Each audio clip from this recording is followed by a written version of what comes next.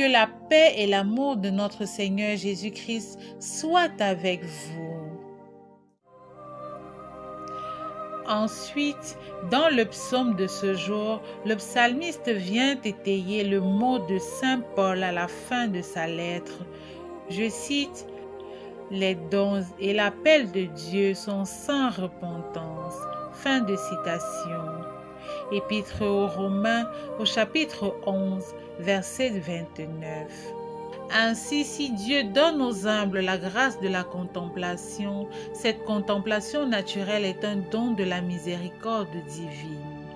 Au reste, quand Dieu choisit ses élus, il leur donne les armes nécessaires pour ne pas perdre totalement la foi. Ce qui veut dire une fois de plus qu'il n'abandonne pas ses enfants. Quand nous retournons vers Dieu pour implorer sa miséricorde, il est toujours attentif et prêt à manifester sa bienveillance, son projet d'amour pour nous.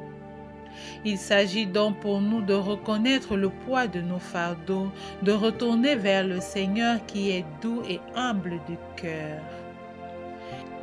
Comme son Père l'a élevé, il est nécessaire que nous soyons à l'image de ce Christ qui va nous élever à notre tour.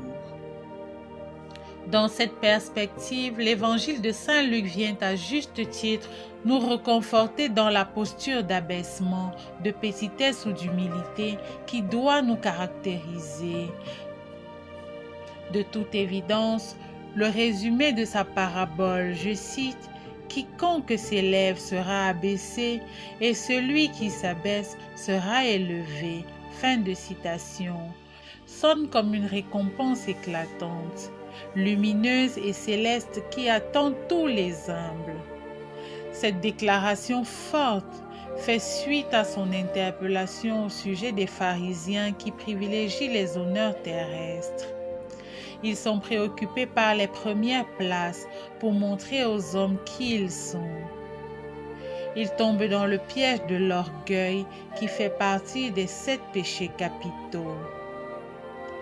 Et ces pharisiens qui passent leur temps à tenter le Christ font exactement le contraire de ce que Dieu attend d'eux.